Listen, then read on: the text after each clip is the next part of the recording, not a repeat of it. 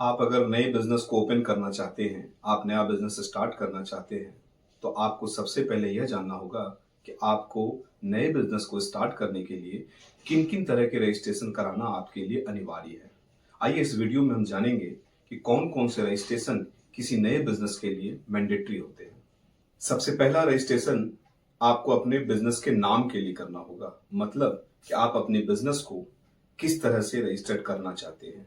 Proprietorship में, partnership में, LLP में या प्राइवेट लिमिटेड कंपनी बना के करना चाहते हैं। सभी के अपने फायदे और नुकसान हैं।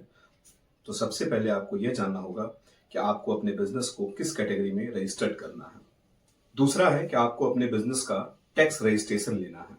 अगर आपने अपने बिजनेस को डिसाइड कर लिया कि आपने प्रोप्राइटरशिप, पार्टनरशिप, कंपनी या एलएलपी में बनाना है, उसके बाद आपने डिसाइड करनी है कि मैं अब सबसे पहले उस फर्म का, उस कंपनी का मैं पैन कार्ड अप्लाई करूंगा, टैन नंबर अप्लाई करूंगा और उसके बाद जीएसटी रजिस्ट्रेशन में लूंगा। तीसरा है अदर रजिस्ट्रेशन। अदर रजिस्ट्रेशन में जैसे कि कई बार कुछ स्टेट गवर्नमेंट में आपको, अगर आप कोई बिजनेस स्टार्ट करते हैं तो आपको वहां पर स्टेट गवर्नमेंट से ट्रेड लाइसेंस लेना होता है, क्योंकि आप कमर्शियल एक्टिविटी स्टार्ट करेंगे तो आपको ट्रेड लाइसेंस अप्लाई करना होगा। दूसरा, अगर आपने कोई फैक्ट्री खोल रखी है तो आपको फैक्ट्री के लिए फैक्ट्री एक्ट में आपको रजिस्ट्रेशन कराना पड़ेगा।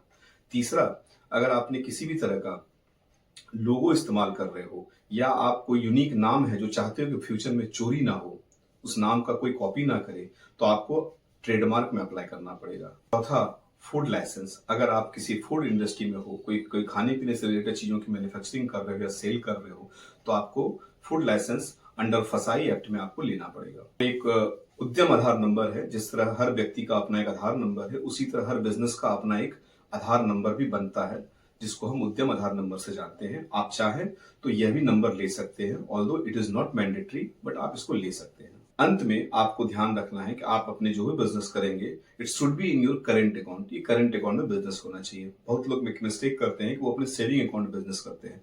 अगर आप बिजनेस करते हैं तो आपको करेंट अकाउंट में ही करना चाहिए। अंत में बट नॉट द लिस्ट, कि आपने कोई भी बिजनेस करना है, आपने रजिस्ट्रेशन तो ले लिया, बट आप इसके बाद उसके कंप्लायंस करने भूल जाते हो और इसका खामियाजा आपको भुगतना पड़ेगा, क्योंकि बाद में आपको इस पर लेट फाइन आएगी, पेनल्टी आएगी और हो सकता है आपके रजिस्ट्रेशन कैंसिल कर दिए जाए। जब भी आप किसी चीज का रजिस्ट्रेशन लेते हो तो उसकी कंप्लायंसेस जरूर कराएं।